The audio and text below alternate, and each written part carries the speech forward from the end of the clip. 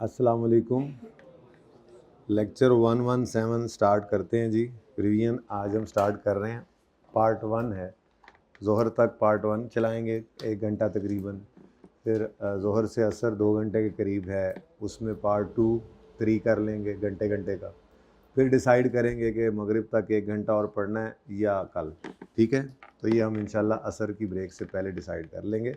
देखेंगे ना काम कितना हुआ। इफ़ेक्टिवली अगर चल लिया, अच्छा काम हो गया, तो हो सकता है फिर इस इफ़ेक्टिवनेस को बरकरार रखने के लिए असर पे भी बस कर दें। और अगर आप और मैं ढीले रहे तो फिर अपने आप को सज़ा देने के लिए हम असर से मगरिब भी थोड़ा सा पढ़ लेंगे। इंशाल्लाह असर पे डिसाइड कर लेंगे।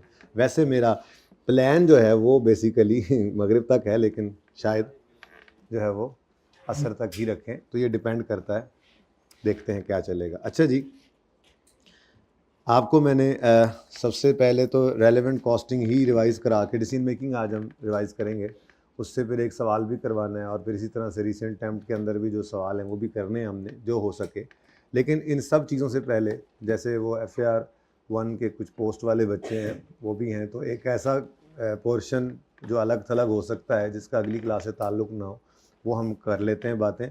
कुछ चीज़ें ऐसी जो कॉमन इश्यूज़ हैं, जो आपको पता है, बस आपको एक बार समराइज़ करके एक जगह इकट्ठे करके देने हैं। कुछ चीज़ें हैं जो सारे CMA में आप देखते हैं, आपके साथ जो है वो मसले मसाइल रहे, ठीक है, तो उनको एक जगह यहाँ पे हम समराइज़ करते हैं। ये मैं रिवीजन क्लास के नाम से एक हैंडआउट बना रहा हूँ।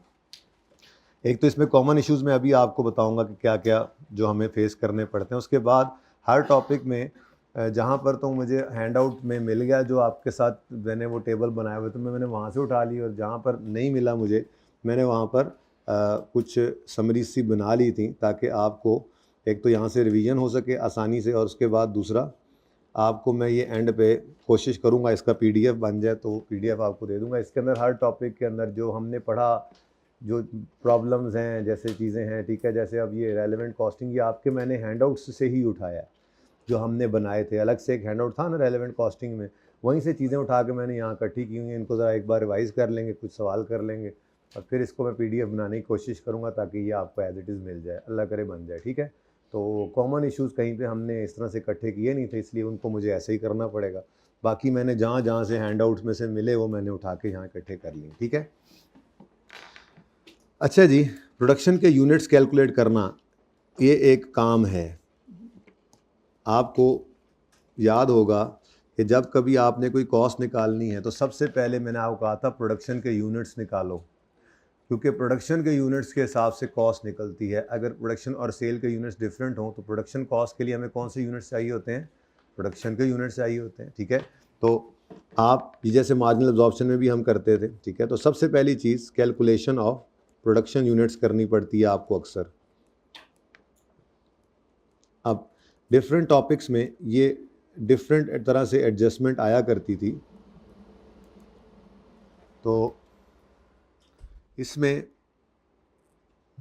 जो सबसे आसान तरीका था, जो सबसे पहले हमने सीखा था, वो होती थी कि अगर फिनिश गुड की इन्वेंट्री गिवन है, opening stock, closing stock, sale given है, बैलेंसिंग परचेज निकालते थे। अच्छा, परचेज गिवन है, सेल चाहिए, बैलेंसिंग वो भी निकाल सकते थे, लेकिन चूंकि मेरी हेडिंग इस वक्त क्या है, प्रोडक्शन के यूनिट्स कैसे निकालें, तो इसलिए मैं वही सवालों को रेफ़र कर रहा हूँ यहाँ पर। मतलब रेफ़र नहीं करना, जो आप करते आए हैं थोड़ा कम ही रखें यार। जिसमें ये करते थे हम कि हमें प्रोडक्शन यूनिट्स निकालने होते थे, सेल के यूनिट्स गिवन होते थे, और ओपनिंग क्लोजिंग स्टॉक गिवन होता था, या सीधा गिवन होता था, या वो यूँ कह देता था कि वो मिसाल सेल के इतने डेज़, वो एक सवाल हमने किया था गालिबन स्टैंडर्ड कॉस्टिंग में इस तरह से। तो ओपनिंग क्लोजिंग स्टॉक हमें निकालना पड़ता था डेटा से, या निकला होता था, सेल होती थी, और प्रोडक्शन के यूनिट्स हम निकाला करते थे। तो ये एक तरीका है कि अगर आपको if finish goods inventory is given,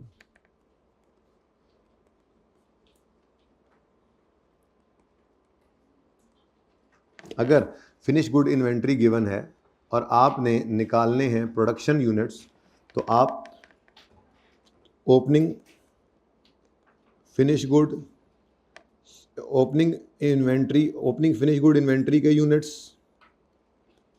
में प्लस कर देते थे। अब इक्वेशन तो आपकी ये है, ठीक है, प्लस प्रोडक्शन यूनिट्स, मैं वही वाली इक्वेशन लिख रहा हूँ, सीधी वाली, ठीक है, plus production units less closing finish good की इन्वेंट्री के यूनिट्स, तो आप पहुंच जाते थे यूनिट्स सोल्ड पर, sold units.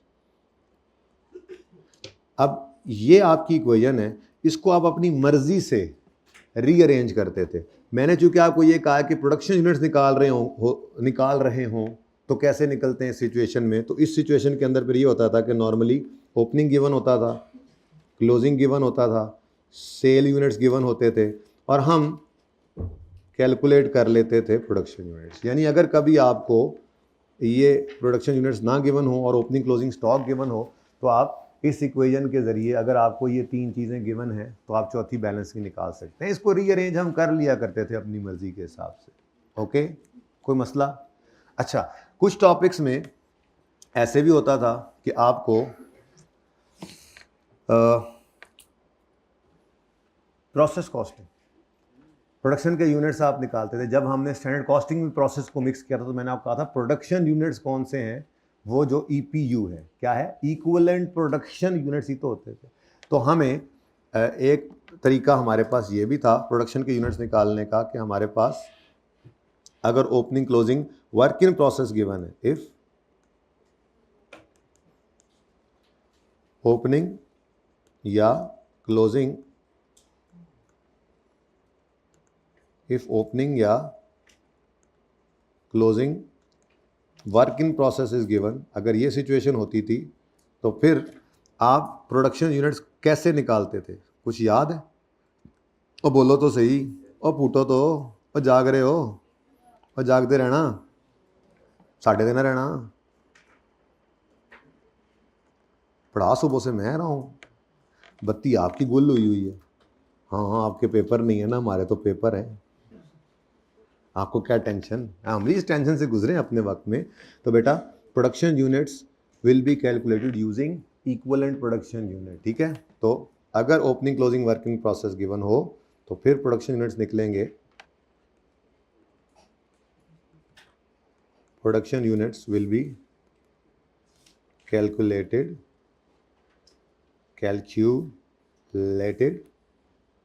Using equivalent production unit, जिसका कुछ इस तरह का फॉर्मेट होता था हमारे पास। यार तुम अपने औकातों बाहर हो रहे हो, जरा इधर आओ, आ जाओ भाई, आ जाओ मेरे भाई, आ जाओ, ठीक है जी। तो EPU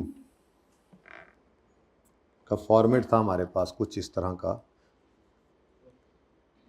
हम एक टेबल सा बना लेते थे, जितनी स्टेज ऑफ कंप्लीशन होती थी उतने कॉलम्स बना लेते थे। मैं कहता हूँ जी मेरी 2 हैं, मटेरियल और कन्वर्जन, ठीक है जी, मटेरियल, कन्वर्जन कॉस्ट, ठीक है जी। अब मैं कहता हूँ ऐप को ही चला लें ज़रा, है, दोनों आते ही हैं आपको, लेकिन इंपॉर्टेंट है इस दफ़ा प्रोसेस कॉस्टिंग में। वो जॉइंट बाय प्रोडक्ट वाला तो इतना आसान सवाल था, मैंने जो आपको करवाना है रीसेंट टाइम वाला, तो इस दफ़ा जो है वो फिर इसी तरफ जाएगा FIFO या एफको के अंदर। लेकिन ये आपके ज़्यादा अच्छे थे क्योंकि उस वक्त आपने मेहनत ज़्यादा की थी, और आगे आके एकदम आसानियाँ हो गई। और फिर जितने मुश्किल सवाल आपने जॉइंट बाय प्रोडक्ट के किए हैं ना, रीसेंट टाइम वाला तो कुछ भी नहीं था, तो बहुत से भी ज़्यादा आसान था। करेंगे इंशाल्लाह, ज़ाहिर है पता लग ही जाएगा आपको, आज ही करेंगे इंशाल्लाह, उसको भी कर देंगे।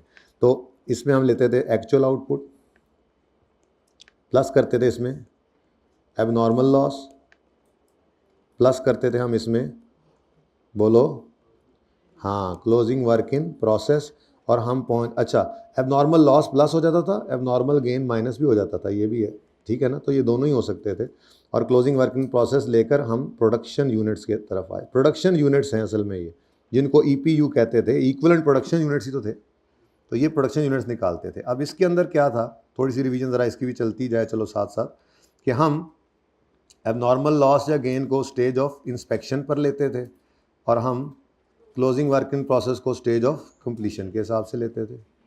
बातें याद हैं? कोई बात नहीं, नहीं भी होंगी तो याद आ जाएंगी इंशाल्लाह। ये जनाब स्टेज ऑफ कंप्लीशन परसेंटेज होता था, और ये स्टेज ऑफ इंस्पेक्शन।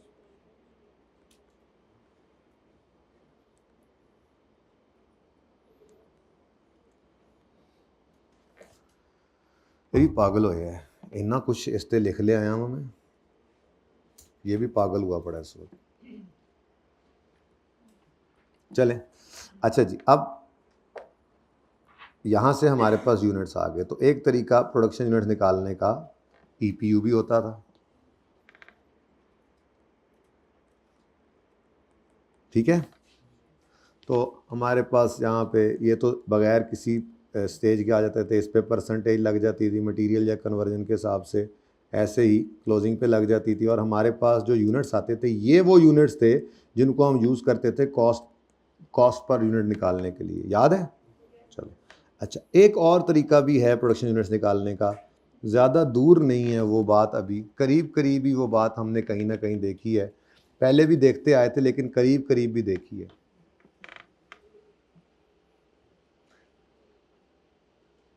लेबर अभी करके आए हैं, 2 सवाल एक जैसे किए थे, 9वां और 10वां। उनमें आपने एक चीज़ देखी थी कि रिजेक्शन रेट आ रहा है, तो मैंने कहा था बेटा जी एंड पे आ रहा है पॉइंट, लेकिन सबसे पहले इसको पकड़ो क्योंकि ये यूनिट्स होंगे तो अगली कहानी चलेगी। आपने कॉस्ट निकालनी है तो आपको प्रोडक्शन यूनिट्स चाहिए। अगर सवाल में रिजेक्शन रेट गिवन है तो प्रोडक्शन यूनिट कैसे निकाला करते थे, वही हमारी इनपुट लॉस आउटपुट वाली इक्वेशन से। तो एक काम ये भी हो सकता है, ठीक है जी, आपके साथ ऐसा भी हो सकता है। और आ जा यार, एक तो बड़ा मसला है यार इसमें, आप लोगों की सहूलत के लिए मैं तंग हुआ रहता हूँ वैसे इधर। तो if rejection rate of finish goods is given, if rejection rate, कई सवालों में, ये तो नहीं कि हमने वो करीब करीब वो हुए थे, उससे पहले भी ये सवाल हमने 1-2 दफ़ा इस तरह के देखे थे कि हमारे पास सवाल में रिजेक्शन फिनिश गुड्स की रिजेक्शन आ रही थी तो हम कहते थे भाईजान पहले तो ज़रा बताओ कि बनाने कितने हैं तब सही जाकर कितने निकलेंगे, ठीक है। तो if rejection rate of finish goods is given, तो इस सूरत के अंदर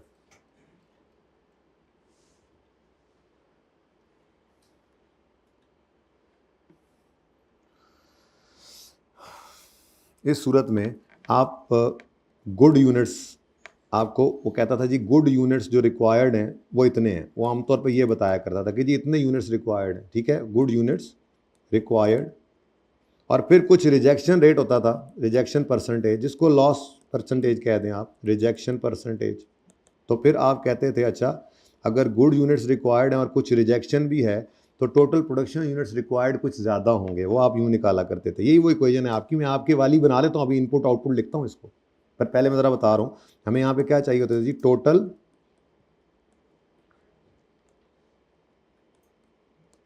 प्रोडक्शन यूनिट्स रिक्वायर्ड, कितने प्रोडक्शन यूनिट्स हों कि रिजेक्शन के बाद हमारी रिक्वायर्ड फिगर निकल सके।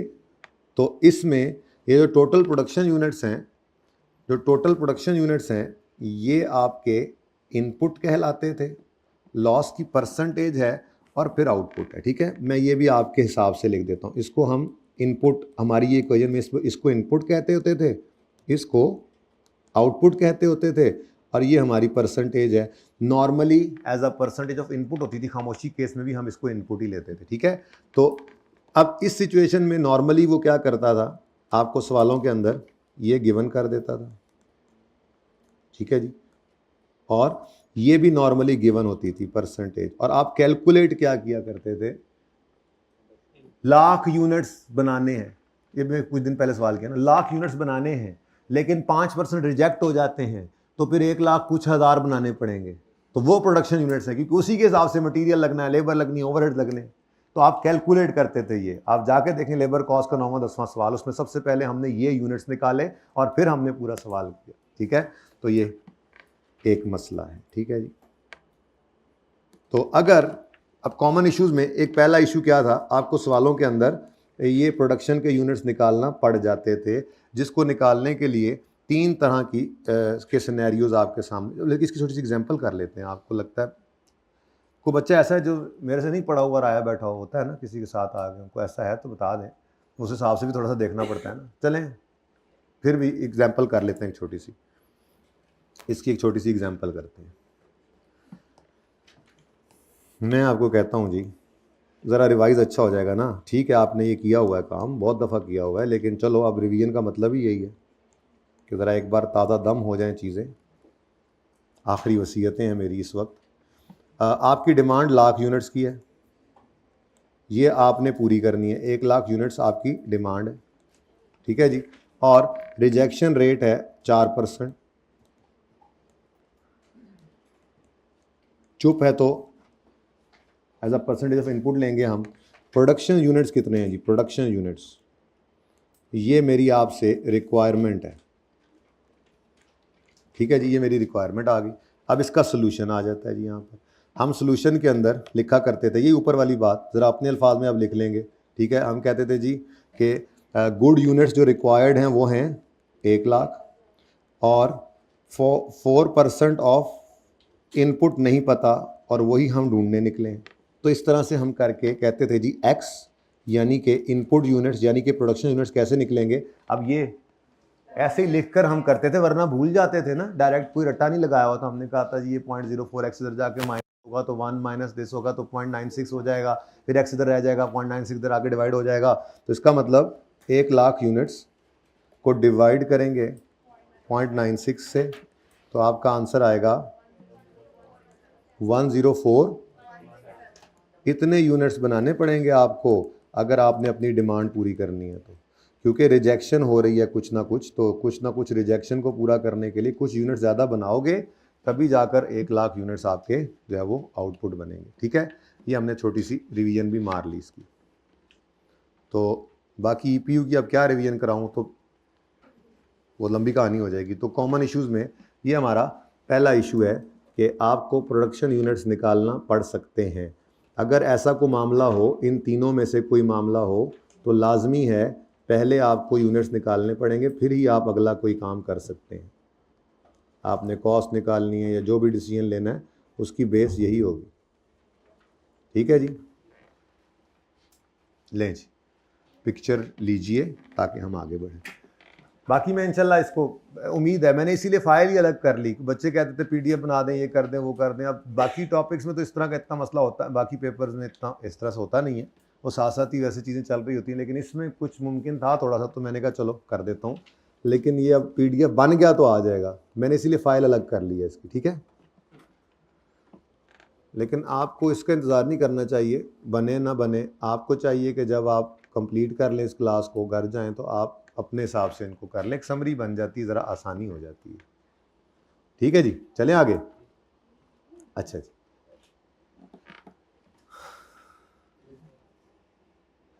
अच्छा अब मटेरियल कॉस्ट आ गई। ये तो होगी ना सबसे पहले कि हमारे प्रोडक्शन यूनिट्स निकल आए। अब प्रोडक्शन यूनिट अब निकल आते थे, फिर उन यूनिट्स को हम मल्टीप्लाई, कॉस्ट अकाउंटिंग पढ़ रहे हो ना, कॉस्ट एंड मैनेजमेंट अकाउंटिंग, तो हमने प्रोडक्ट की कॉस्ट की सारी लड़ाई की है अभी तक 116 लेक्चर्स में, अभी वही चल रही है। तो पहले प्रोडक्शन यूनिट्स निकल आए, तो अब इन प्रोडक्शन यूनिट्स का क्या करना है, इसको हमने आगे यूज करके अपनी प्रोडक्शन कॉस्ट निकालनी होती थी। और प्रोडक्शन कॉस्ट के अंदर मटीरियल की कॉस्ट होती थी, लेबर होती थी, वेरिएबल ओवरहेड होते थे, फिक्स ओवरहेड होते थे, ठीक है। तो मटेरियल कॉस्ट के अंदर पे क्या क्या मसाइल आते थे, ये दूसरा मसला।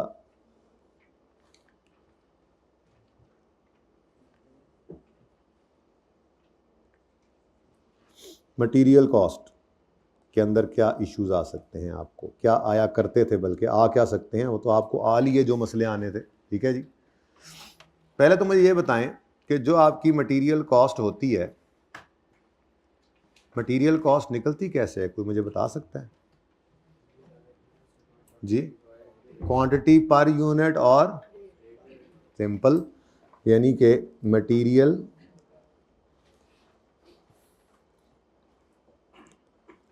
मटेरियल कॉस्ट अगर मैं कहूँ कि फॉर्मूला की फॉर्म में बताओ तो आप मुझे कहोगे कि जी ये मटेरियल क्वांटिटी, बल्कि मटेरियल रेट पहले लिख देता हूँ, इसमें ज़रा डिस्कशन कम है। मटेरियल रेट पर केजी, पर लीटर, पर मीटर, ओके। और दूसरी चीज़ होती थी मटेरियल क्वांटिटी, ठीक है जी। इन जो जब दोनों को मल्टीप्लाई करके इनको मल्टीप्लाई करते थे तो मटेरियल कॉस्ट पर यूनिट आ जाती थी। हम टोटल मटेरियल कॉस्ट की बात करते थे, तो वो जो ऊपर वाले स्टेप में हमने प्रोडक्शन यूनिट्स निकाले होते थे, उन प्रोडक्शन यूनिट्स के साथ इसको मल्टीप्लाई करते थे, हमारी टोटल मटेरियल कॉस्ट आ जाया करती थी। इसमें कोई मसला याद है, ये बेसिक्स में सीखा था हमने, ठीक है। फिर उसके बाद जनाब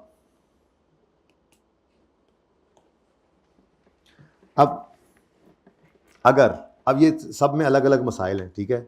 तो अगर मटेरियल कॉस्ट के बारे में बात करूं तो अगर मटेरियल कॉस्ट प्रीवियस पीरियड की गिवन है तो आप उसी को ही बढ़ा लिया करते थे इन्फ्लेशन के साथ, कम कर लेते थे। ये इश्यूज मैं बता रहा हूँ कि ये आया करते थे आपको, ठीक है। तो मटेरियल कॉस्ट अगर आपको, if material cost of previous period is given,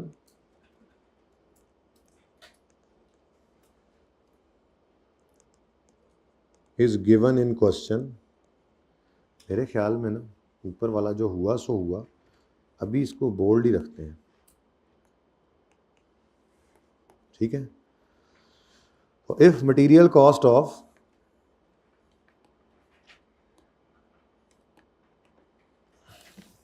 previous period is given in question,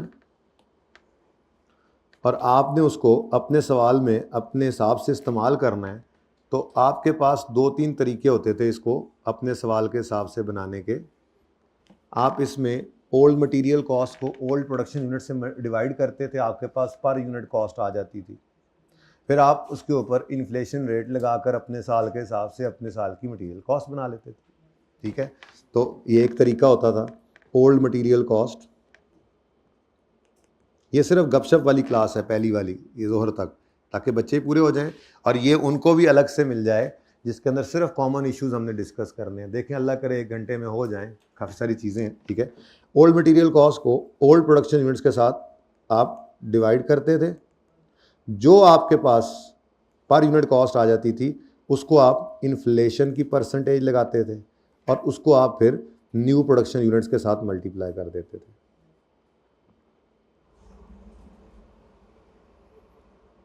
new production units, ठीक है जी। ये समझ आ रही है कुछ? मुझे क्यों नहीं आ रही समझ? मेरा फिर वहम है ना, ये पता नहीं लिखा हुआ समझ आ रहा है या नहीं आ रहा। चलो गुजारा तो कर रहे हो ना, ठीक है। तो ओल्ड मटेरियल कॉस्ट को आपने मल्टीप्लाई पर यूनिट कर लिया पहले। अगर पर यूनिट दी तो पर यूनिट यूज कर, ये ना कहना कि हमेशा ऐसे करते थे, कभी कभी ऐसा भी होता था कि पर यूनिट दे देता था तो बस पर यूनिट पे इन्फ्लेशन रेट लगा दिया और न्यू प्रोडक्शन से मल्टीप्लाई कर दिया, ठीक है। तो डिपेंड करता है। और कभी यूं भी करना पड़ता था आपको कि उसको, ये तो एक ऑप्शन है ही, एक ऑप्शन ये होता था कि आप पूरी ओल्ड मटेरियल कॉस्ट उठा लेते थे। जब आपके पास पिछले पीरियड का प्रोडक्शन का डेटा अवेलेबल मिसाल के तौर पर नहीं होता था, तो आप कहते थे ठीक है कॉस्ट तो मिल गई ना, वो जो कॉस्ट आ गई है वो पर यूनिट के ऊपर आप अप्लाई करके टोटल प्रोडक्शन यूनिट से मल्टीप्लाई करें, या आप इसी को ही, ओ माय गॉड, इसी को ही पूरी कॉस्ट को ही आप कर दें इन्फ्लेशन से मल्टीप्लाई और न्यू प्रोडक्शन यूनिट से, ठीक है। तो ये दोनों तरीके हो सकते थे, इसमें कोई ऐसा मसला है नहीं। लेकिन मैंने ज़बरदस्ती करके ये भी एक इशू बनाया, इशू ही खड़ा कर लिया, ये वो वाली बात है।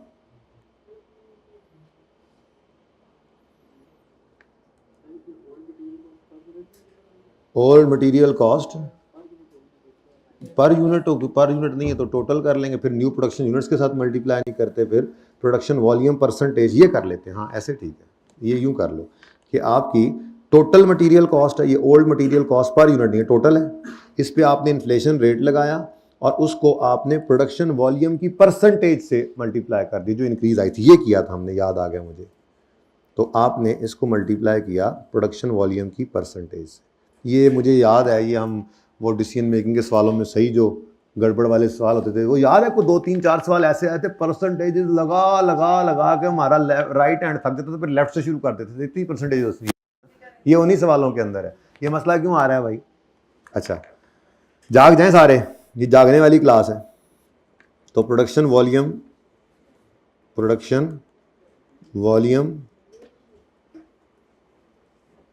इंक्रीज परसेंटेज, या प्रोडक्शन वॉल्यूम परसेंटेज बस काफ़ी है, प्रोडक्शन वॉल्यूम की परसेंटेज से मल्टीप्लाई कर देते, वो जैसी भी होती थी, ठीक है। और सही है।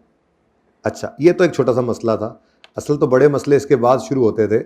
आपके पास जो रेट है उसके अपने मसाइल थे, जो आपके पास क्वांटिटी थी उसके अपने मसाइल थे। प्रोडक्शन यूनिट्स तो हम पहले ही डिस्कस कर रहे हैं ना, प्रोडक्शन यूनिट्स का तो मसला ऊपर हल हो गया। अब बात आती है जी मटेरियल रेट की। इसको ज़रा इधर कर लें, रश पै गया, रश गश नहीं पै गया, रश पै गया है। अच्छा जी, ये जो मटेरियल रेट है, अब इसको क्या क्या मौतें पड़ती थी, इसको अफेक्ट करना पड़ जाता था। जैसे कि आपने पहले देखा, इसको इन्फ्लेशन की वजह से भी, और इसको डिस्काउंट, यानी इन्फ्लेशन इसको बढ़ा देती थी। अक्सर ऐसा होता था, इन्फ्लेशन बढ़ा देती थी, और कभी कभी ऐसा होता था वो कहता था कि जी हमने बल्क में खरीदा तो आप इस पे रेट परसेंटेज लगा देते थे, कोई मसला।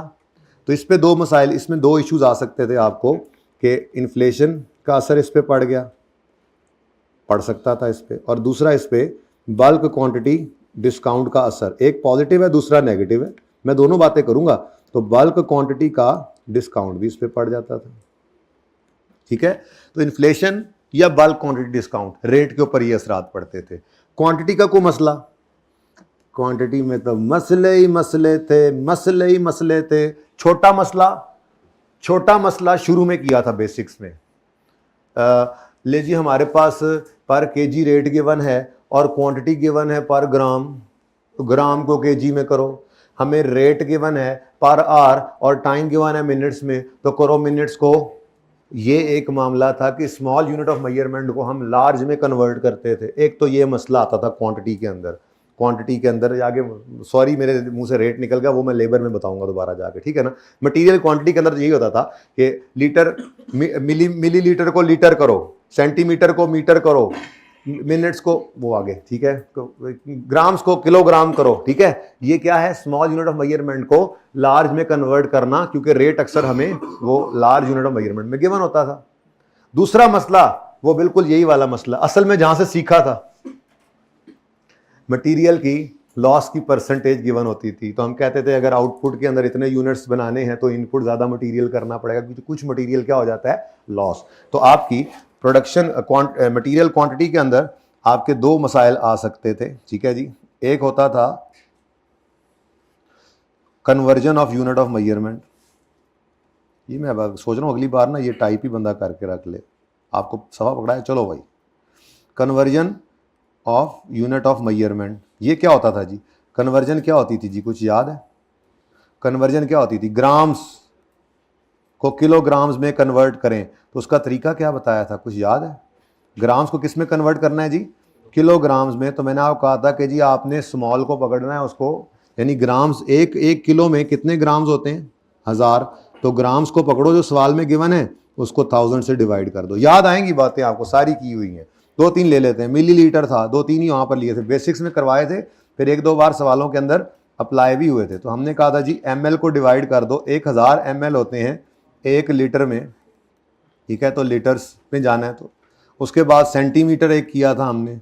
Centimetre small unit of measurement है, इसको मीटर में, रेट अक्सर कपड़ा है जी, वो सेंटीमीटर नहीं, वो मीटर के हिसाब से रेट दिया हुआ है। अब हमें कन्वर्जन करनी पड़ती थी, तो हमने कहा हुआ था जी 100 सेंटीमीटर। तो मैंने कहा था 2-3 सिर्फ याद रख लो बस, जो आपको मेन पता होना चाहिए। ये 2-3 है, क्वांटिटी के अंदर ये हो गए, या मिनट्स और आर सब पता ही है, एक आर के अंदर 60, इतनी थोड़े बहुत तो बस जेन में होने चाहिए, ठीक है। तो सेंटीमीटर अगर 100 हैं तो सेंटीमीटर्स को मीटर में कन्वर्ट करना है, तो डिवाइडेड बाय 100 कर दो, तो ये किस में चला जाएगा।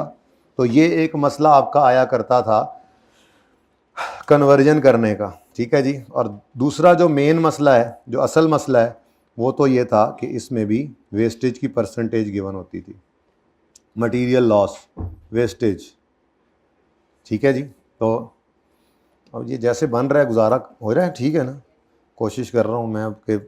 मटेरियल की वेस्टेज आती थी जी, मटेरियल का लॉस, असल में तो सीखा ही हमने यहाँ से था। पहली बार तो गालिबन टारगेट कॉस्टिंग में शायद मटेरियल लॉस की परसेंटेज आना शुरू हुई थी, जब हमने ये इनपुट आउटपुट वाले चक्कर को सीखा था। उस वक्त शायद हम 30 लेक्चर्स से कुछ ऊपर थे शायद। उसके बाद फिर ये मुसीबत ऐसी हमारे गले पड़ी थी, इसीलिए कॉमन इशू लिखा कि हर दूसरे टॉपिक में, हर टॉपिक में बल्कि तकरीबन दूसरे चौथे सवाल के अंदर ये मसला आया होता था, ठीक है। तो कॉमन इशू है मटेरियल के अंदर उसकी क्वांटिटी को लेकर कि उसकी लॉस की परसेंटेज अगर गिवन है। तो इसमें फिर आगे दो मसले थे, वो सिंपल वाला मसला जो सबसे पहले सीखा था हमने टारगेट कॉस्टिंग में, और फिर वो कॉम्प्लेक्स वाला, याद आया, उसको फिर याद भी कर लिया था हमने, ठीक है, कि बड़ों को हमेशा ऊपर रखना है, छोटों को। पुरानों को ऊपर, छोटों को, नयों को नीचे, 1 माइनस करके वो काम चलाना था, सारा सीखा लॉजिकली और फिर एक शॉर्टकट बनाया था। तो ये दोनों तरह के मसाइल इसमें हैं। अगर मटेरियल की लॉस की परसेंटेज सिंगल रेट गिवन है, अगर वेस्टेज रेट सिंगल गिवन है, अगर सवाल में single wastage rate is given,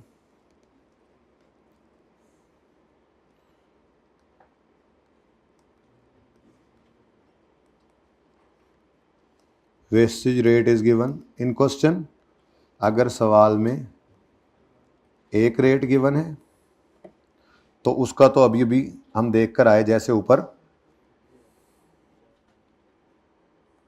बहुत सिंपल वाला हम लेते थे material input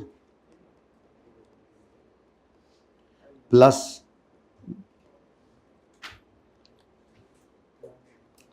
material loss percentage is equal to material output. ठीक है जी। अब नॉर्मली क्या करता था, ये नॉर्मली बता रहा हूं, ठीक है, नॉर्मली क्या करता था, वो इनपुट की फिगर दे देता था हमें, मैंने उलट लिख दिया है, मैंने उलट लिख दिया है, आउटपुट दे देता था, इनपुट हम निकालते थे, ठीक है, वो माइनस कर देना था। खैर चले, खैर ऐसे ही रखें जैसे किया हुआ है। तो ये गिवन होता था, ये भी गिवन होता था, normally as a percentage of, normally as a percentage of input मैं लिख रहा हूं, नॉर्मली एज इनपुट परसेंटेज। ठीक है जी। और उसके बाद हमें अक्सर ये निकालना पड़ जाता था। ठीक है, कॉमन इश्यूज का मतलब यही होता है जो कॉमनली आपको आते रहे पूरे सीएमए के अंदर। तो ये वाला तो इश्यू पहली दफा सीखने के बाद आपको अच्छा लगने लग गया कि यार ये कम सोखा है, कोई मसला नहीं है। लेकिन जब आपको ये महसूस होना शुरू ही हुआ था, आपका बेहतरीन दोस्त मुश्ताक, सॉरी, आपका बेहतरीन दोस्त, ये वेस्टेज रेट डबल डबल होकर आ गया। ठीक है, 2 वेस्टेज रेट सवाल में आने लग गए जिन्होंने आपको पकड़ के फंसा दिया। आपने कहा कोई मसला नहीं, इसका भी हल निकाल लेंगे, जुगाड़ तो हमारे पास हुए बस, और है क्या हमारे पास, है जी। तो आपने कहा जी हम इसका भी कोई जुगाड़ करते हैं। ठीक है, पहले तो मैं लिख दूं 2 वेस्टेज रेट्स आर गिवन, अगर होते थे 2 वेस्टेज रेट्स,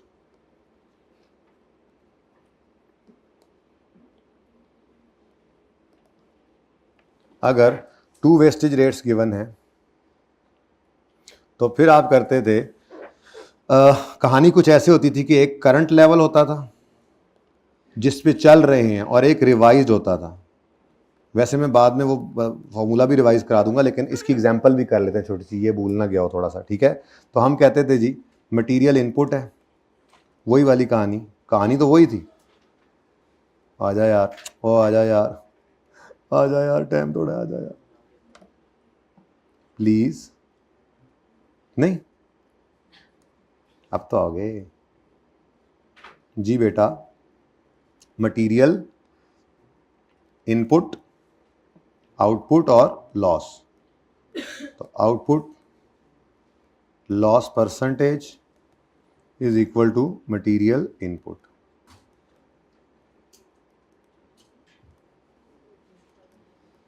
ठीक है, अब इसमें हम पहले रिवर्स होकर आते थे करंट वाले सिनेरियो में। पहले हमें इन सवालों के अंदर बदमाशी क्या करता था, सवाल बदमाशी ये करता था, मान नोट कर रहा बदमाशी, बहुत इंपॉर्टेंट डिस्कशन है और इन्हें जवाब देता है, इन्हें क्या मेरे लो जवाब जे, हम बंद करके दोबारा आते हैं।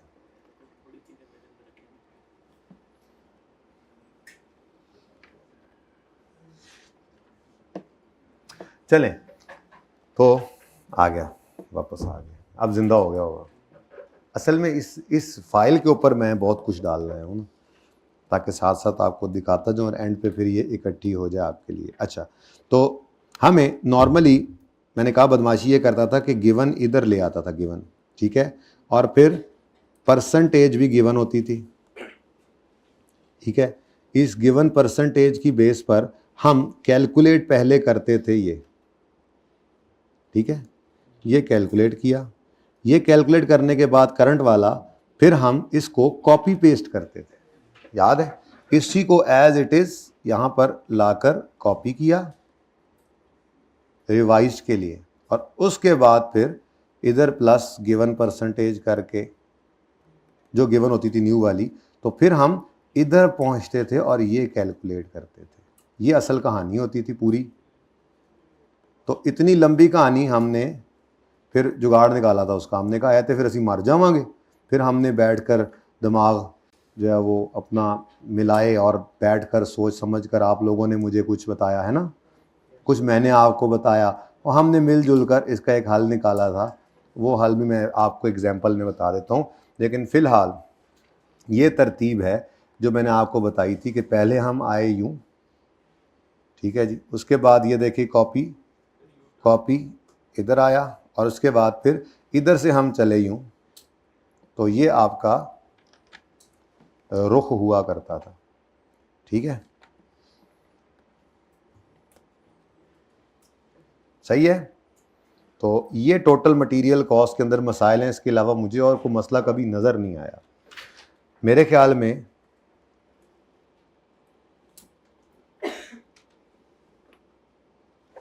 एनू की मुसीबत पे गई भाई। मेरे ख्याल में ये काफ़ी है डिस्कशन। अब हम एक छोटी सी एग्जांपल इसकी बना लेते हैं जी।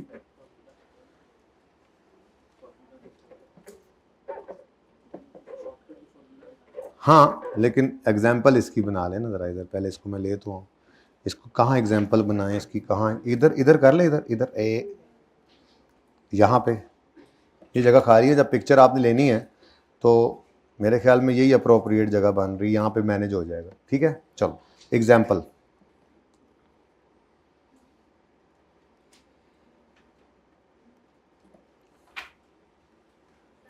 जी बेट एसी को कुछ कर दें यार, क्या करना है, तो फिर सौ जाना है। अच्छा चलें यार, इसको इसके हवा भी ऊपर कर दें, इसको 24-25 पे भी कर दें।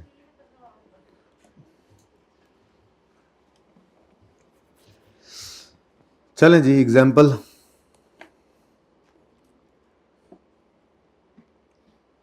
जल्दी कर दें, मैं इधर ही बैठा हूँ, जल्दी कर दें। अच्छा जी, करंट मटेरियल कॉस्ट जो है, करंट मटेरियल कॉस्ट, अब ये बेसिकली इनपुट होगी ना। करंट मटेरियल कॉस्ट मैंने बोली है, ठीक है। अब रुपीज़ में ही गिवन है आज, चलो गाली मुकाओ, ₹720। करंट मटेरियल कॉस्ट कितनी है? 720। इसी में सारा कुछ ही है, तो हम इसी पर भी लगाना सीख लें। ये 720 रुपये की कॉस्ट है, ठीक है। उसके बाद करंट, भाई लिख ला यार, करंट वेस्टेज रेट है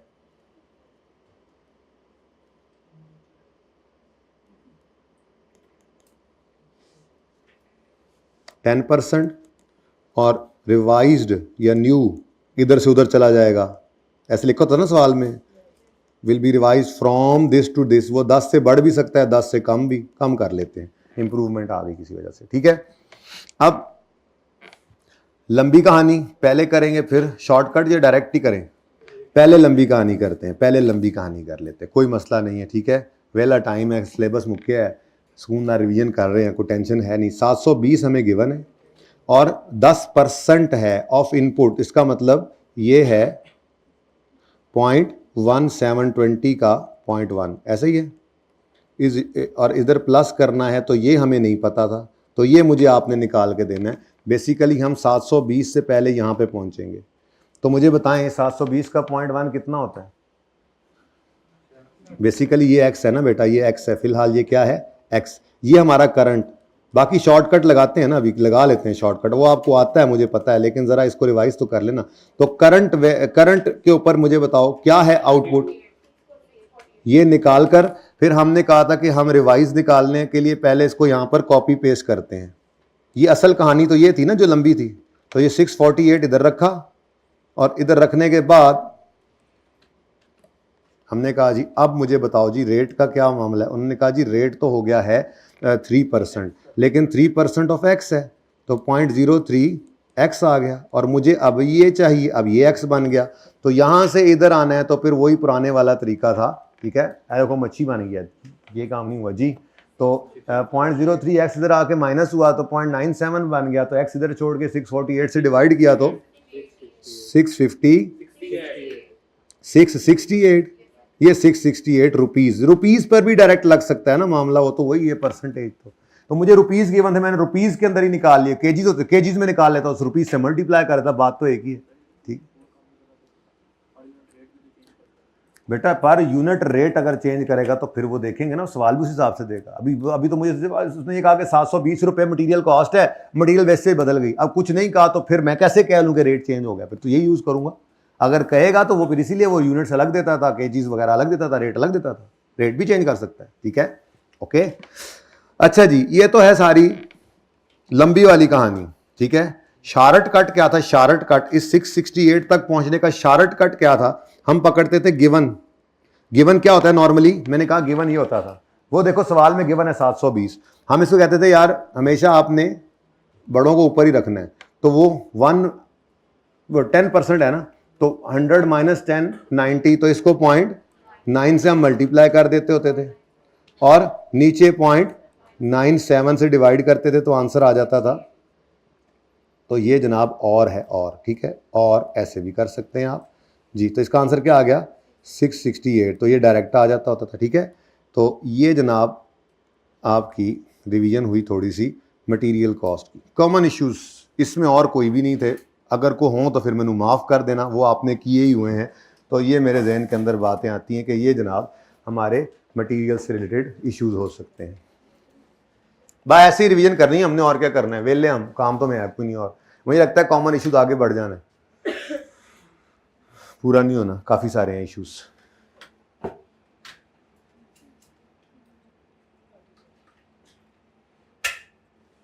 हाँ, एक फ़ायदा हो गया, मटेरियल कॉस्ट जैसा ही लेबर कॉस्ट होता है। मैं कॉपी पेस्ट करूंगा, यस। तुम लोग पास कर लो पेपर, फिर तुम भी पास कर लोगे, फिर तुम भी कॉपी पेस्ट कर लो। मैंने अभी खुद बनाया ना तुम्हारे सामने, तो अब मैं कॉपी पेस्ट कर सकता हूं ना। गुस्सा नहीं, कौन सा गुस्सा यार, काहे का गुस्सा? रोला लेबर से ज्यादा है मटेरियल नालों, उसमें वो बदतमीज भी था जो रिसेंट टाइम में भी आया हुआ है, लर्निंग कर्व। लेकिन यार मैं ना ऐसे ही कल 2-3 घंटे मैंने कुछ सोल्यूशन बनाए, मैंने कहा सोल्यूशन बना देता हूँ जो बाद में सही, चलो आगे के लिए तो यूज़ हो जाएंगे ना। बना तो एक्सेल में लिए, मैं सवाल पढ़ता जाऊँ, करता जाऊँ और खुश होता जाऊँ। मैंने कहा कैसा आसान पर्चा, इतना आसान पर्चा। अभी तक जो 5-6 सवाल मैंने सॉल्व किए थे, बाकी फिर मैं थक गया, इतना आसान था कि मैं थक गया। कुछ थ्रिल ना हो जिंदगी में, आपको नहीं चाहिए थ्रिल, आप तो अल्लाह अल्लाह करें। अच्छा जी, हाँ, स्पीड थ्रिल्स बट किल्स। चलें जी। अच्छा जी, अब लेबर कॉस्ट भी तो ऐसी ही कॉस्ट थी। मैं 1 बाय 1 चीज़ें चेंज करता हूँ ताकि थोड़ा ये भी रिलैक्सेशन रहे कि हाँ कोई नहीं, बात नहीं, कोई नहीं है। तो लेबर कॉस्ट, तो लेबर कॉस्ट कैसे निकाला करते थे आप? लेबर कॉस्ट निकाला करते थे आप वेज रेट पर लेबर आवर होता था into labour hours per unit होते थे। ठीक है, लेबर आवर्स पर यूनिट, उसको प्रोडक्शन यूनिट से मल्टीप्लाई करते थे, आपकी टोटल कॉस्ट आ जाया करती थी। कोई फर्क? बेसिक्स से सीखा और आज आखिरी क्लास है। बेसिक्स कितनी इंपॉर्टेंट थी खुद देख लो। यानी यूं लगता है कि हम बस बेसिक्स ही करते रहे सारा सीएम। 116 लेक्चर सिर्फ बेसिक्स किया। तो जो बेसिक्स को इजी लेते हैं, आज तो उन्हें अंदाजा हो रहा होगा कि इनके बगैर हम चल नहीं सकते थे। ऐसे नहीं 6-7 दिन 8 दिन लग गए थे शुरू में। ठीक है, ओके। अब लेबर कॉस्ट का भी वही मामला है जी। इफ मैं यहां पर टोटल नहीं लिखा था, मैं टोटल लिख दूं। इफ टोटल, यहां पे भी लिख दूं ना, if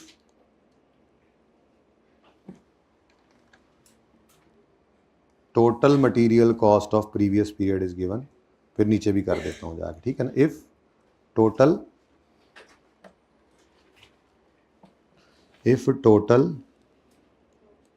material cost of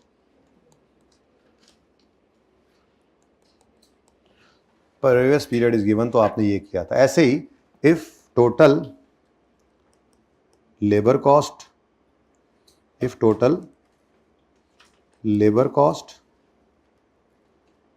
of previous period is given, तो भी भाई वही काम ही करोगे आप, वही काम ही किया करते थे आप। If total labour cost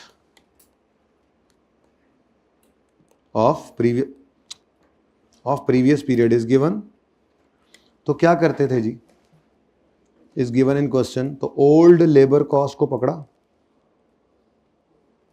old production unit से डिवाइड किया, परसेंटेज ऑफ इन्फ्लेशन और न्यू प्रोडक्शन यूनिट से मल्टीप्लाई कर दिया, सेम वही काम।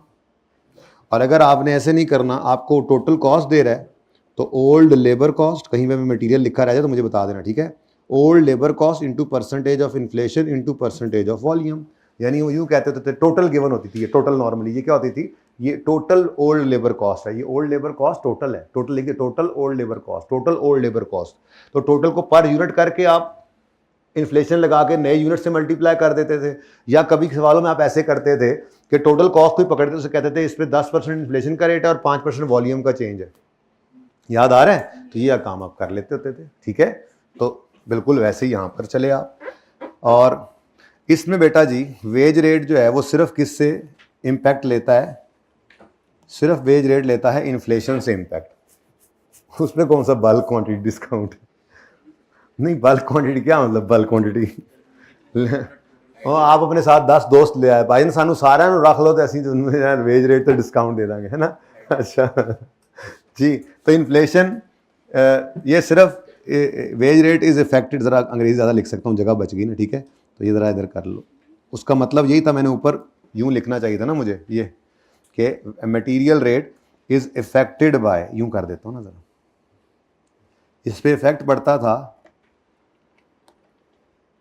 is affected by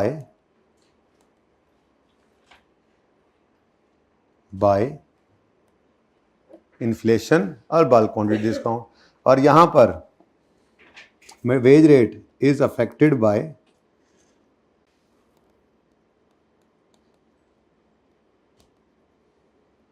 इन्फ्लेशन, ठीक है जी। इस पे सिर्फ क्या लगता है, नीचे ले आओ बल्कि हमें तंग कर रहे हैं, इज अफेक्टेड बाय इन्फ्लेशन, ठीक है जी, ओके जी। ऐसे ही बस गपशप के लिए बुलाया आपको। यहाँ पर कन्वर्जन वाला मामला बिल्कुल होता था, लेकिन ये कन्वर्जन वाला मामला जो है ये यार इसमें ना 3 मसाइल हैं, इसकी एग्जांपल तो फिर ये नहीं बनेगी, मतलब यहाँ नहीं बनेगी, इस जैसी ही बनाएंगे इंशाल्लाह, लेकिन ज़रा मुझे सेटिंग तो चेंज करनी पड़ेगी। अच्छा जी, आप तब तक सुनते तो रहें। इसमें तो सिर्फ बेटा एक ही कन्वर्जन वाला मामला था, सेकंड्स को मिनट्स को आवर्स में, को सेकंड्स को मिनट्स में या आवर्स में करना, या मिली सेकंड्स को या नैनो सेकंड्स को, ऐसा कुछ करने की तो कभी कोई नौबत ना आई है, ना उम्मीद आएगी, ठीक है। मैक्सिमम यही मसला हो सकता है कि आपको, हाँ अच्छा, अब इसको इधर ही रहने देते हैं। इसमें 3 मसाइल हैं। पहला मसला कन्वर्जन वाला इसमें भी है, लेकिन सिर्फ एक अदद कन्वर्जन ही थी, और वो क्या थी, जब आपको मिनट्स में सवाल दे दे तो आप रेट गिवन हो आपको आवर्स के अंदर, तो आप उसको चेंज कर लेते थे, ठीक है जी। तो मिनट्स से आवर्स,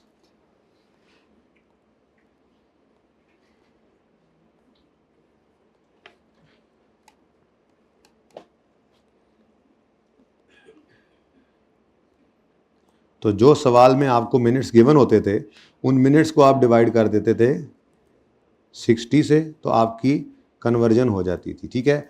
एक तो यहाँ पे मसला ये है। दूसरा मसला यहाँ पर एक एफिशिएंसी वाला भी था, याद है कुछ, एफिशिएंसी का चेंज आ जाता था कि जी हमने लेबर को तनख्वाह बढ़ाई, उनकी एफिशिएंसी इंप्रूव हो गई। एफिशिएंसी इंप्रूव होने का मतलब होता था कि टाइम कम लेंगे, फ़ायदे की चीज़ है, मतलब टाइम का कम होना फ़ायदे की होती थी, ठीक है। तो एफिशिएंसी के मसाइल थे कि ये जो आपके लेबर आवर्स हैं, इनमें मसला क्या आता है, it is affected by, labour hours are affected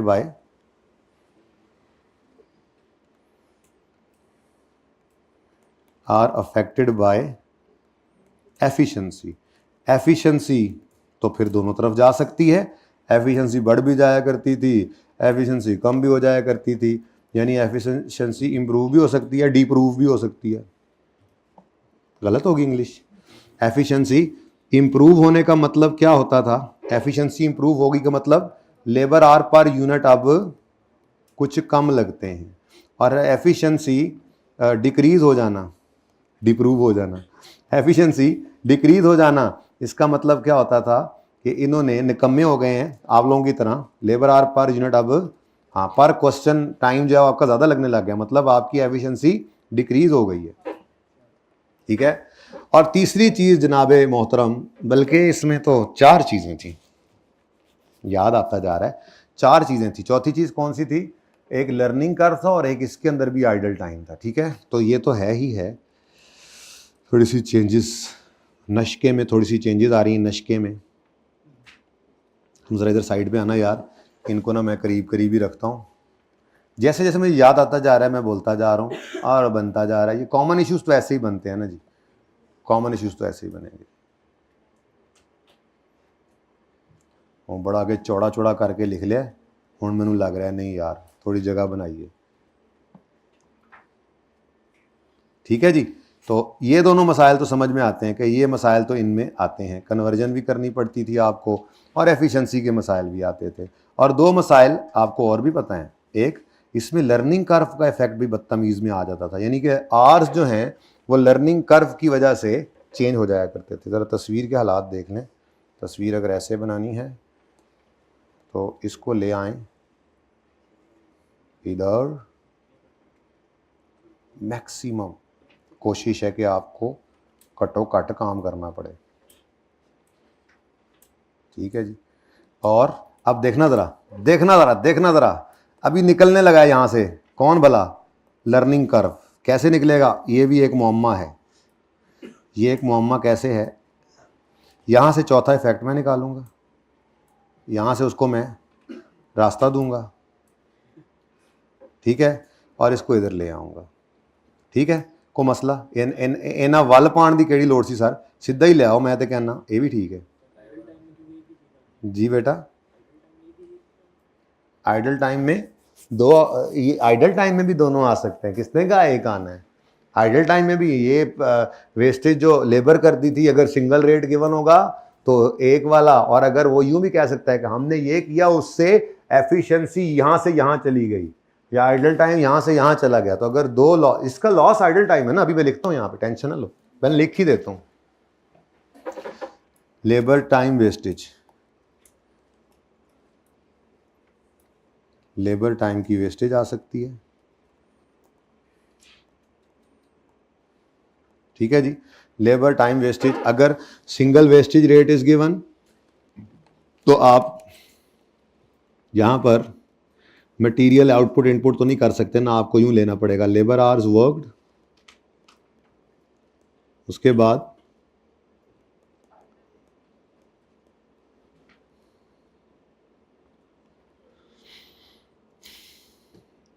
labour wastage percentage, labour wastage time की परसेंटेज आ गई, और लेबर आवर्स पेड आते थे। यहाँ पे पेमेंट आपने ज़्यादा की है और काम उन्होंने कम किया है। ठीक है, बिल्कुल सेम, एक गिवन, नॉर्मली ये गिवन और नॉर्मली ये कैलकुलेट करना पड़ता था। ठीक है, और अगर सिंगल वेस्टेज रेट ना गिवन हो, 2 वेस्टेज रेट्स गिवन हो, तो बिल्कुल सेम वही काम है, बस ऊपर अंग्रेजी सिर्फ बदली है। लेबर आवर वर्कड, इसकी भी एग्जाम्पल कहोगे तो बना दूंगा। लेबर आवर्स सेम ही होनी है वैसे तो, फ़र्क कोई नहीं पड़ना। लेबर आवर्स वर्कड, लेकिन मेरे ऊपर बनी है, मैंने एग्जाम्पल ही उठा के कॉपी करनी है, बना ही दूंगा। लेबर आवर्स वर्कड और wastage percentage, labour hours, labour wastage मैं लिख रहा हूँ, labour wastage percentage is equal to labour hours paid. तो मसला तो यही होता था ना कि पेमेंट आप ज़्यादा आवर्स की कर रहे हैं और काम वो कम कर रहे हैं, तो इसी को तो कहते थे कि वेले बैठे हैं, वेले बैठने की हमें तो कॉस्ट पड़ गई ना। अब अगली बात बिल्कुल सेम है, वो बिल्कुल ऐसे ही, ये नॉर्मली गिवन होता था, ये निकाल के कॉपी करके ये, और इसका शॉर्टकट भी बिल्कुल वही है। ठीक है, तो इसकी भी एग्जांपल यहीं पे बना लेते हैं ऐसे ही, क्योंकि जब ये फ़ोटो ऐसे खींचना है आपने, ये फ़ोटो, तो पता नहीं फ़ोटो में कुछ आना है कि नहीं आना। आ जाएगा, गुजारा हो जाएगा, कुछ नज़र आ रहा है ना? बाकी इंशाल्लाह आ जाएगा ये हैंड आउट, अल्लाह ने चाहा तो। लेकिन फ़िलहाल एक सैंपल की जगह बनती नज़र आ रही है मुझे, एक सैंपल की। इधर एग्जाम्पल कर लेते हैं, यहाँ पे हो जाएगी जी। आइएगा ज़रा, एग्जाम्पल आइएगा ज़रा, बेहतरीन हो जाना है। यहाँ पे मैंने बस कॉपी पेस्ट करना, ये आपके लिए मैंने अलग किया, ये हैंड आउट आपके लिए ताकि बन जाए। अल्लाह करे बन जाए, मैंने तजुर्बा कभी नहीं किया, लेकिन बच्चे क्योंकि सारा सेशन कहते रहे, मैंने कहा चलो वही, मैंने कल संडे को फिर यही लगा। ये तो क्योंकि कहीं पे करवाया नहीं था ना इस तरह से, तो ये तो इकट्ठे करने पड़ रहे हैं, मतलब खुद ही कराने पड़ रहे हैं। बाकी जहाँ जहाँ आपके हैंड आउट्स के अंदर वो मैंने किया हुआ था, वो बनाया करते थे हम जो एग्जाम्पल्स, तो वो मैंने यहाँ से इकट्ठी करके रख दी, ठीक है, ताकि आपको एक हैंड, अल्लाह करे ये अच्छा सा PDF बन जाए। क्योंकि बेटा मेरे पास जो कुछ है आप लोगों के लिए है, कौन सा को मैं घर लैके जाना है। मेरे बाल बच्चे तो हाले निक्के ने, तो तुसी मेरे बाल बच्चे ही हो, तो तुसी हुण पढ़ लो तो चंगी गल है। ये ज़रा थोड़ा सा सीमार्ट हो जाए तो कोई मसला तो नहीं, सीमार्ट हो जाए तो। ये जनाब एग्जाम्पल आ रही है, आया जे फिर गौरी, लो जी, फिर लो जी, आया जो गौरी, ये लो जी।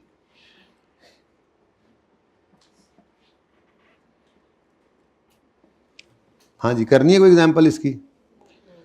करंट लेबर कॉस्ट, ऐसे ही कर लो ज़रा, 1 मिनट ही लगना है यार। करंट लेबर कॉस्ट है जनाब 500।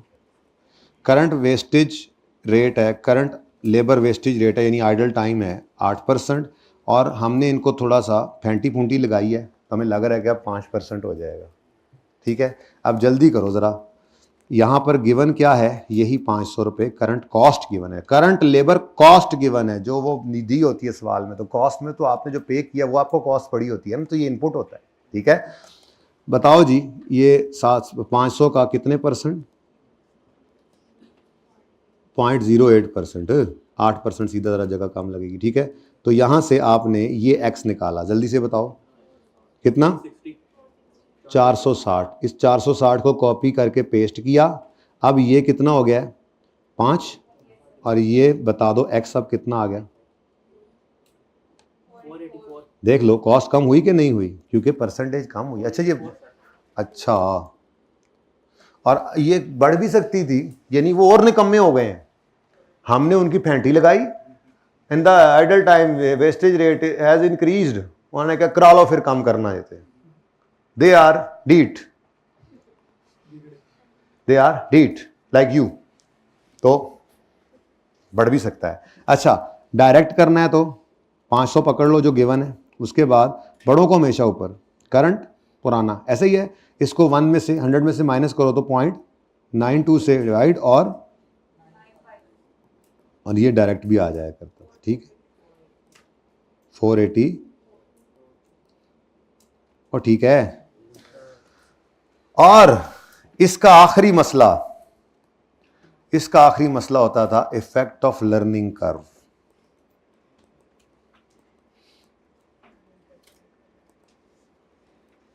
इंशाल्लाह जो पहला सवाल आपका प्योर इस चीज को कवर करता हुआ आज उम्मीद नजर आएगा, वो है ये अभी अभी जो आप करेंगे रीसेंट टाइम में जो आया सवाल, ठीक है। तो रीसेंट टाइम का नाम क्या है, केड़ी है? ऑटम 24। और इसका क्वेश्चन नंबर तो देखना पड़ेगा यार, आपके पास है ना हैंड आउट? अब आपके पास कॉपी है? ओ यार बुलाओ यार, इसकी कॉपी भी करानी थी, आपको दी नहीं थी कॉपी? नहीं, आपको वैसे कॉपी दी थी पास, अभी बुलाओ यार। क्वेश्चन 1 नहीं बेटा, वो रिंग लिमिटेड है। अच्छा, क्वेश्चन 1 में भी है ये लर्निंग कर्व का इफेक्ट है, लेकिन मैं आपको, चलो रेफरेंस को ही छोड़ो, उनको बुलाओ यार, पास पेपर रीसेंट टाइम, तो ये भी इनको कॉपी करा के देना यार। अब देखेंगे 2 सवाल है, अभी रिंग लिमिट वाला सवाल करना है, उसमें भी हो जाना है, और रीसेंट टाइम के अंदर सिर्फ अलग से लर्निंग कर्व का सवाल आया हुआ है। बहरहाल मैं तो सिर्फ रिवीजन कर रहा हूँ ना कि क्या क्या आपने देखा था इसमें। तो इफेक्ट ऑफ लर्निंग कर्व इस पे आता है, लेबर पे लर्निंग कर्व का इफेक्ट भी आता है। अब उसका क्या करें भाई, उसका क्या करें, पहले तो प्लानिंग कर लें, यहाँ तक आने में जी। प्यारे भाई, इनके लिए भी रिसेंट टाइम कॉपी करवानी है, तो एक प्रिंट निकाल के किसी को भेज दें, वो कॉपी करवा लेगा, तो फिर वो ले भी आएगा, ठीक है। आप पढ़ाई करें फिर उसके बाद। ये वक्त आए है, कहता सी उन तो पता नहीं पढ़ाई होनी सी नहीं होनी सी, इन्हें बुला के नवा वक्त पाता है, याशी करता मैं, मौजें करता मैं जी। अच्छा बेटा, 2 तरह से इसमें लर्निंग गिवन होती थी, यूनिट वाइज भी होती थी और बैच वाइज भी होती थी, याद है? तो यूनिट वाइज आपके रीसेंट अटेम्प्ट के अंदर आया और बैच वाइज के 2-3 सवाल आपके हैंडआउट के अंदर मौजूद हैं जो हमने किए थे। 2 ही तरीके हैं, तीसरा तो कोई है नहीं।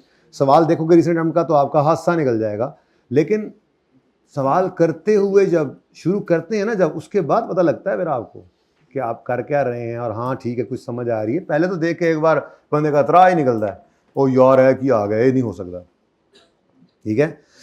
तो जब करते जाओ बना कहते हैं इतना आसान, कभी कभी वो ज़्यादा आसानी वैसे टेंशन हो जाती है, लगता है कोई गड़बड़ है, मैंने समझ नहीं आ रही। तो यूनिट वाइज लर्निंग हो सकती है, इसमें यूनिट वाइज लर्निंग हुआ करती थी, हो सकती है क्यों कहूँ मैं, हुआ करती थी कहूँगा। यूनिट वाइज लर्निंग हुआ करती थी क्योंकि हमने कर चुके हैं ना, यूनिट वाइज लर्निंग हुआ करती थी। इसके अंदर हम करते क्या थे, लर्निंग विल अप्लाई टू, मिसाल के तौर पे हम कहते थे learning will apply to first 500 units, learning will apply to first 500 units, ठीक है। उसके बाद एंड, फिर वो रुक जाया करती थी, याद है, and there after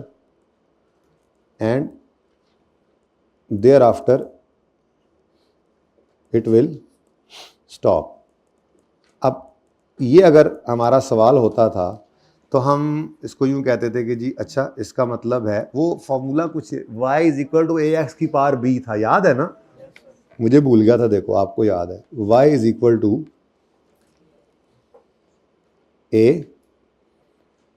ax b, ठीक है।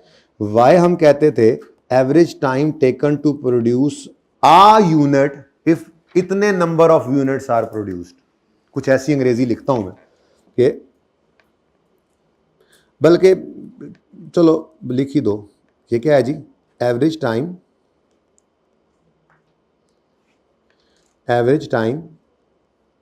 To produce 1 unit, average time to produce 1 unit if x number of units are produced. ऐसे ही है, x मतलब 500, जैसे इसने बोला 500 तो मैं 500 पर अगर ये फॉर्मूला रखूंगा ना तो y is equal to a plus b x करूंगा, तो a में हम रखा करते थे time taken to produce first unit या फर्स्ट, अगले में बैच करेंगे फर्स्ट यूनिट, और x इतने नंबर ऑफ यूनिट्स बने, तो फिर वो एवरेज टाइम निकलता था एक यूनिट का, तो जितनी प्रोडक्शन है उससे मल्टीप्लाई करके हम टोटल टाइम निकालते थे। और फिर एक और काम भी करते थे, आज करना है ना क्योंकि अभी थोड़ी देर में करेंगे इंशाल्लाह। फिर हम कहते थे अगर 500 तक ये टाइम एवरेज है तो फिर 499 तक इतना है एवरेज पर यूनिट, और फिर हम 500वें का निकाल कर आगे जितनी मर्जी तक अप्लाई करते थे, आज करेंगे इंशाल्लाह। तो a x की पावर b, अच्छा तो ये आ गया if x number of units are produced, ठीक है। और a किसे कहते थे जी, time taken to produce first unit,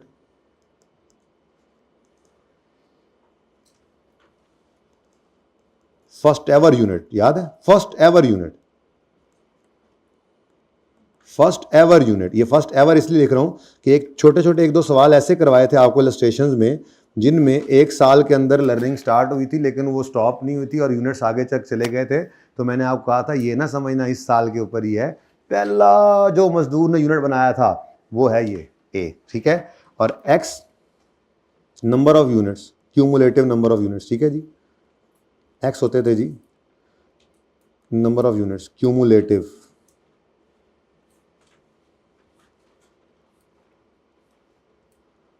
यार क्यूमुलेटिव से परेशान ना हो जाओ, नंबर ऑफ यूनिट्स, परेशान नहीं होना बस आपने। और b क्या होता था, b log learning rate over log 2, और ये आपको आई कैप निकाल कर देता है वैसे नॉर्मली, ठीक है। तो ये जनाब हमारा लर्निंग कर्व था, और यही अगर लर्निंग कर्व आपका बैच वाइज अप्लाई हो जाए, एक मिनट इसको थोड़ा सा स्मार्ट ना करें, नज़र तो ये आ ही रहा है, ठीक है, थोड़ा सा फॉर्मेट बन जाएगा। ये मतलब हम फिर यूं करते थे, थोड़ा सा ज़रा फॉर्मेट बनाएं, हम कहते थे जी ये सारा y निकाल लिया, उसके बाद हम फिर ये करना ही है हमने काम, ज़रा जल्दी से रिवीजन हो जाए ताकि फिर सवाल मैं डायरेक्ट ही करूँगा, फिर उसमें कोई रिवीजन ना करनी पड़ेगी, ज़रा रिवीजन हो जाए। हम कहते थे जी total time for let's say 500 units, और फिर हम करते थे जी टोटल टाइम फॉर 499 यूनिट्स, और इनका डिफरेंस लेते थे तो हमारे पास आ जाता था टाइम ऑफ 500th यूनिट, और फिर आगे उसी को चलाते जाते थे उसी हिसाब से।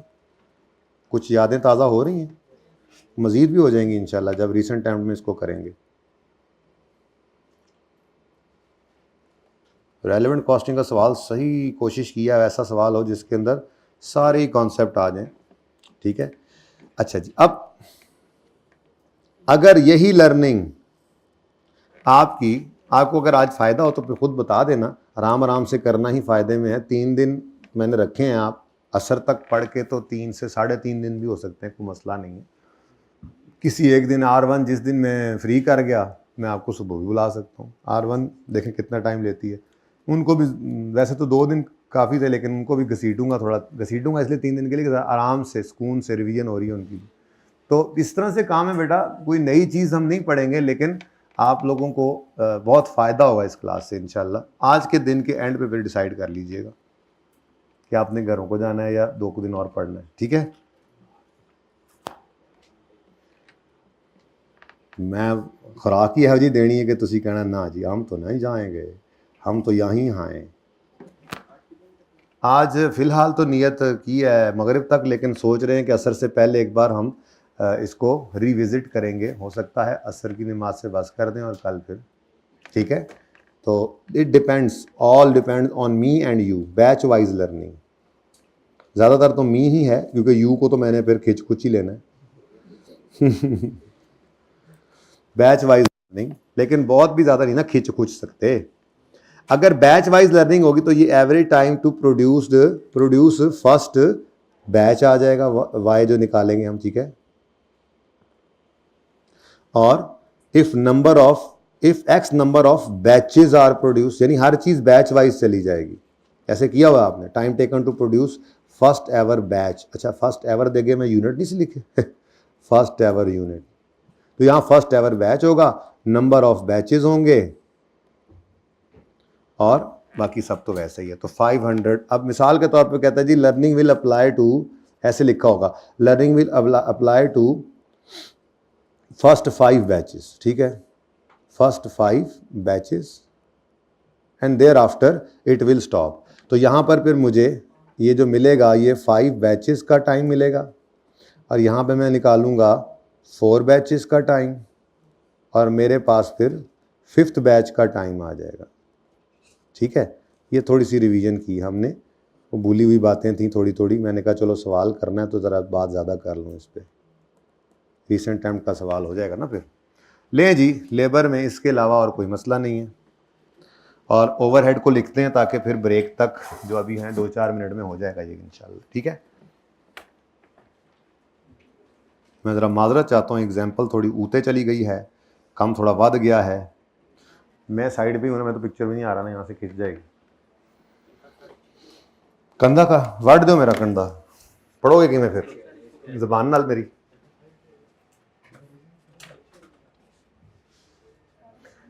आ जाएगी इंशाल्लाह, आ जाएगी ये PDF आपको, लेकिन तब जब सारी क्लासेस ख़त्म होगी,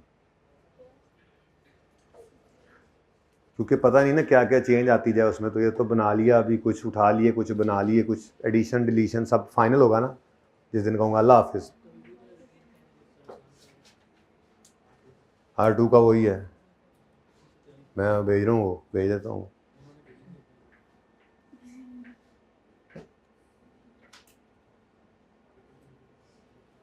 जी ले जी, कॉमन इश्यूज में मटेरियल हो गया, पहले तो सबसे पहले कैलकुलेशन ऑफ प्रोडक्शन यूनिट्स, फिर मटेरियल कॉस्ट, तीसरा प्रॉब्लम हमने पढ़ा है, नंबर नहीं बदला था, लेबर कॉस्ट, घंटा लंघ भी गया, ठीक है जी।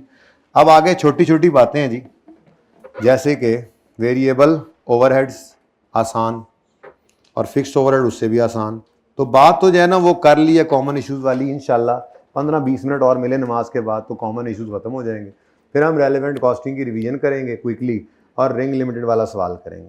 उसके बाद फिर देखेंगे असर से पहले जो टाइम बचा हो उस हिसाब से कुछ छोटी सी रिवीजन करके फिर असर के बाद मगरिब तक तो पढ़ें यार, क्योंकि बहुत कम टाइम है, कम अज़ कम मगरिब। ठीक है। मगरिब के बाद फिर इंशाल्लाह मगरिब से पहले ख़त्म करेंगे नमाज़ें पढ़ते घरों को।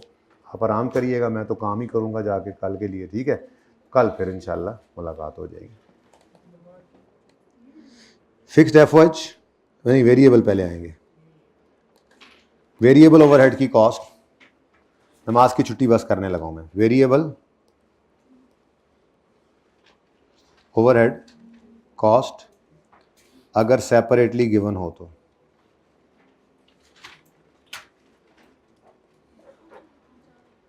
बहुत आसान है, ठीक है जी। उसमें क्या होगा, आपकी वेरिएबल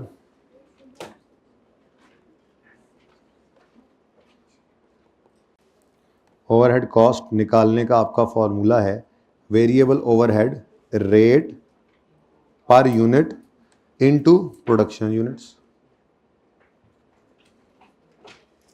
अच्छा, कभी कभी ऐसा होता था कि variable overhead rate per unit नहीं गिवन होता था, पर आर होता था। लेट से लेबर आर कुछ इस तरह से। लो जी, कल थले काम तक पहुंच गया, जगह बनानी पैनी है। चलो मैं सेटिंग करूंगा ब्रेक में। अच्छा जी, उसके बाद वेरिएबल ओवरहेड की कॉस्ट निकालने का दूसरा तरीका क्या हो सकता था, अगर रेट पर आर गिवन है, नॉर्मली पर लेबर आर होता था, याद है, तो इसको मल्टीप्लाई कर दिया लेबर आर पर यूनिट के साथ इनटू वही फिर प्रोडक्शन यूनिट्स। अब ये लेबर आर जो हैं इनको इम्पैक्ट पड़ता है, आपको पता है, अभी भी बता के आया हूँ कि एफिशिएंसी और लर्निंग इफेक्ट तो इनको पड़ता है, लेकिन लेबर टाइम का फ़र्क इन पर नहीं पड़ा करता था। कुछ याद है? ये बात हैवी हो जाएगी, इसलिए इसको यहाँ पर ना ब्रेक करते हैं, ठीक है। पार्ट 1 को आमिर भाई ब्रेक कर दें क्योंकि 5 मिनट रह गए नमाज में, ठीक है। तो 2 बजे ज़रा हिम्मत करके अब आ जाइएगा फिर, ताकि थोड़ा लेट ना हो, ठीक है। अभी निकल जाएँ, वज़ू करें, नमाज़ पढ़ें, 15 मिनट रेस्ट करें, इंशाल्लाह फिर 2 घंटे के लिए ज़हनी तौर पे तैयार होके आएँ कि लगातार 2 घंटे पढ़ेंगे, ठीक है। पार्ट मैं बना दूंगा एक एक, लेकिन 2 घंटे, ठीक है। पार्ट क्लोज कर दें।